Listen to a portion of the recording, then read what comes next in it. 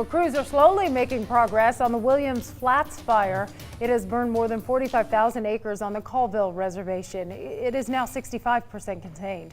The fire has been burning nearly 2 weeks now. Crews think lightning sparked this fire. Some evacuation notices for the Williams Flats fire still in place. Level 1 notices are in place for areas south of Four Corners. This also applies to the Lake Roosevelt shoreline along 9 Mile Hellgate Road. And the North Mill Creek fire is near Colville, now fully contained.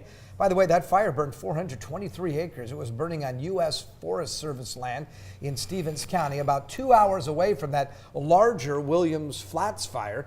Crews are now in the mop-up stage. The fire started last Thursday, but still unclear on how it started. And some roads are still closed. North and Middle Fork Mill Creek Road, along with Rocky Creek Road and Bestrom Road, remain closed. Meantime, crews mopping up the CCC Fire. This is near Cataldo, Idaho. It has burned a little more than 450 acres. Firefighters say this fire is now 90% contained.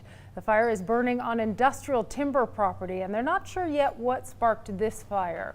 CCC Road from Cataldo to Wall Ridge Road now closed. The trail of the Coeur d'Alenes from Cataldo to Kingston also still closed. So is Road 259 on the backside of Cataldo Mountain. There are no evacuation orders in place for this fire.